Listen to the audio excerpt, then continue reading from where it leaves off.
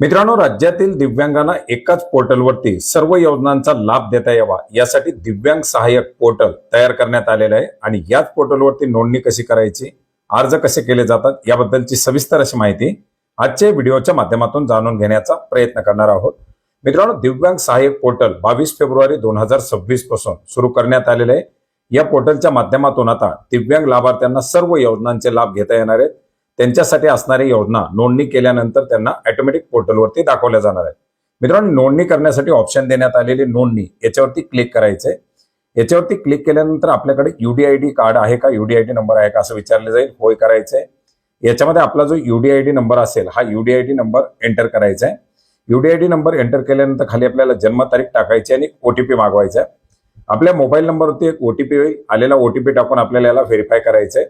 OTP टाकून verify केल्याबरोबर आपलं जे काही यूडीआयडी नुसार नाव आहे, जी काही आपली माहिती आहे ती सदस्य नोंदणीमध्ये ऑटोमॅटिक घेतली जाणार आहे। याच्यामध्ये वैयक्तिक माहिती हे पेज आपल्याला या ठिकाणी खुलणार आहे। याच्यामध्ये आधार आपण देत आहोत अशी कन्सर्न द्यायची आणि आधार नंबर द्यायचा आहे। त्याच्यानंतर खाली त्या लाभार्थ्याचं पूर्ण नाव दाखवलं जाईल, स्त्री पुरुष दाखवलं जाईल, जन्मतारीख दाखवली जाईल, वय दाखवलं जाईल, मोबाईल नंबर जो लिंक असेल तो दाखवला जाईल आणि याच्यानंतर आपल्याला निवडायचं आहे वैवाहिक स्थिती। तो लाभार्थी, तो अर्जदार ज्याची नोंदणी सुरू आहे तो काय अविवाहित आहे, विवाहित आहे, विधवा आहे, विधुर आहे, घटस्फोटित आहे, त्याच्याबद्दलची जी माहिती असेल ती आपल्याला याच्यामध्ये निवडायची। याच्यानंतर पुढची माहिती असणार आहे कौटुंबिक माहिती, कुटुंबाच्या माहितीबद्दलची माहिती यात द्यायची आहे। वडिलाचं नाव, वडिलाचं नाव म्हणजे आजोबाचं नाव आणि आडनाव ही माहिती या ठिकाणी द्यायची आहे। वडील दिव्यांग आहेत का त्याबद्दलची माहिती याच्यामध्ये द्यायची, असेल तर हो, नसेल तर नाही करायचंय। याच्यानंतर आईची माहिती द्यायची आहे, आईचं नाव, याच्यामध्ये आईच्या पतीचं नाव आणि आडनाव अशा प्रकारे मधलं नाव जे असेल ते त्या ठिकाणी द्यायचंय। वडील नसतील तर आईच्या वडिलाचं नाव आणि आडनाव अशा प्रकारे नाव त्या ठिकाणी देऊ शकता। त्याच्यानंतर आई दिव्यांग आहे का त्याबद्दलची माहिती याच्यामध्ये द्यायची, असेल तर होय, नसेल तर नाही।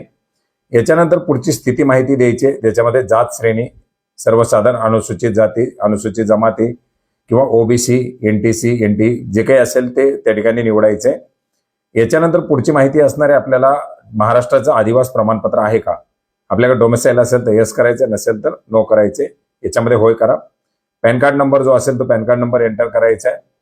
त्याच्यानंतर पुढची माहिती आपल्याला द्यायची दिव्यांग स्थिती काय आहे, होय ते ऑटोमॅटिक आलेले कारण आपण यूडीआयडी कार्ड दिलेला आहे। त्याच्यानंतर दिव्यांगाचा जो प्रकार आहे, अपंग तो कोणत्या प्रकारचा आहे त्याच्याबद्दलची माहिती आपल्याला याच्यामध्ये निवडायची आहे। आता यूडीआयडी कार्ड नुसार ती माहिती ऑटोमॅटिक निवडलेली आपण याच्यामध्ये टिक करायची, टिक करू शकता, कारण पुढे आपल्याला आपलं अपंगत्व किती टक्के आहे त्यानुसार ते आपल्याला या ठिकाणी दाखवलेलं आहे। ही सगळी माहिती निवडल्यानंतर पुढे आपल्याला माहिती द्यायची आहे सध्याचा पत्ता। त्याच्यामध्ये आपला जो काही घर नंबर असेल, जवळचा जो काही पत्ता असेल तो द्यायचा आहे। आपल्या घराजवळचा एखादा लँडमार्क जो रोड वगैरे असेल तो द्यायचा आहे, पिनकोड आलेला आहे।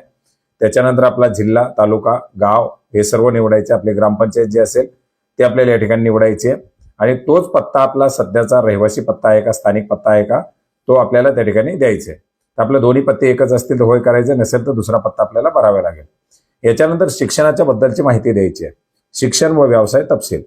याच्यामध्ये आपल्याला काय शिक्षण, आपल्या याची पातळी काय ती द्यायची आहे, ITI झालेला आहे, डिग्री आहे, डिप्लोमा आहे, जे काही असेल ते आपल्याला त्या ठिकाणी द्यायचे आहे। याच्यामध्ये वरती एक ऑप्शन विचारलेले, आपल्याकडे कायदेशीर पालक उपलब्ध आहेत का, पालका व्यतिरिक्त असतील तर हो करायचे, टिक करायचे, नसेल तर ब्लँक सोडायचे।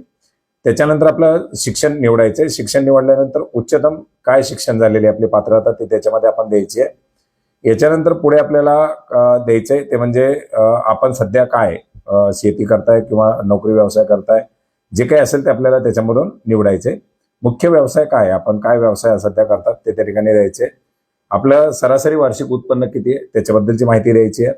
त्याच्यानंतर आपल्या कुटुंबाचं वार्षिक उत्पन्न किती आहे त्याच्याबद्दलची याच्यामध्ये माहिती द्यायची आहे।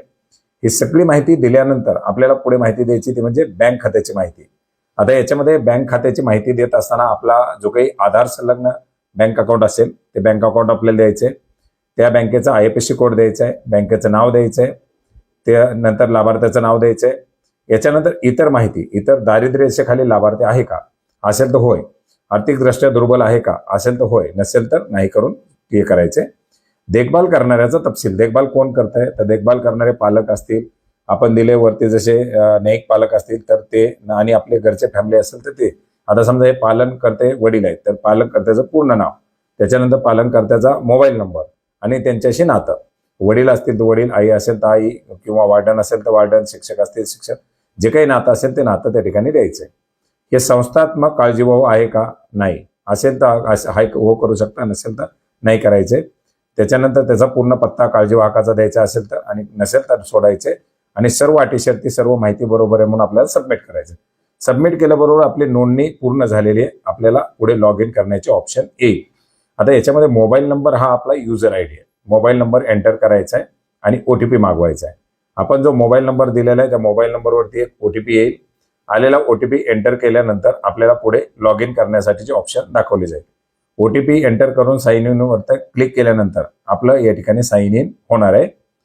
ओटीपी टाकून साइन इन केल्याबरोबर आपल्याला आपलं मुख्य पृष्ठ डॅशबोर्ड खोलणार आहे. डॅशबोर्डवरती जर आपण पाहिलं तर आपल्याला काय ऑप्शन दिलेली आहे की आपली जी भरलेली आपण नोंदणीमध्ये माहिती आहे, त्याच्यानंतर आपल्याला जर समजा मेरी पहचानमध्ये व्हेरिफिकेशन करायचं असेल ते सुद्धा आपण या ठिकाणी करू शकता. जी काही कागदपत्र याच्यामध्ये दिलेली आहेत, जी आपल्याकडे उपलब्ध असतील ती कागदपत्र सर्व आपल्याला या पोर्टलवरती अपलोड करायचे आहेत.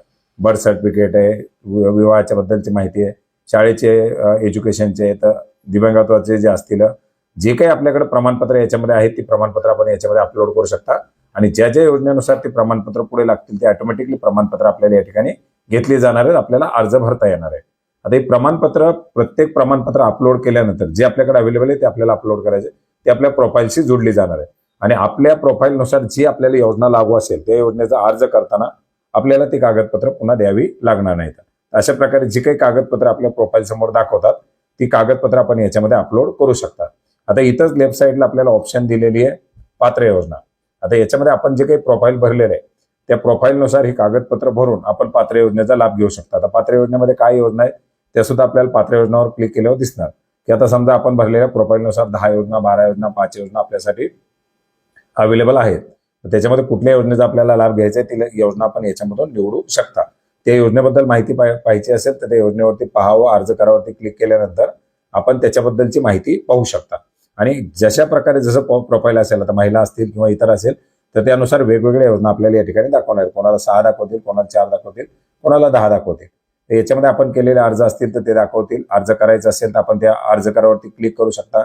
पूर्णपणे माहिती भरलेली असेल, आपण कागदपत्र वगैरे अपलोड केले असतील तर डायरेक्टली अर्ज करावरती क्लिक केल्याबरोबर आपल्याला पुढे अर्ज करायच्या पोर्टलवरती दाखवलं जाईल. त्याच्यामध्ये योजनेची पूर्ण माहिती दिली जाईल, आवश्यक असलेली कागदपत्र दाखवली जातील आणि पुढे आपल्याला अर्ज करण्यासाठी क्लिक करण्यासाठी ऑप्शन दिली जाईल.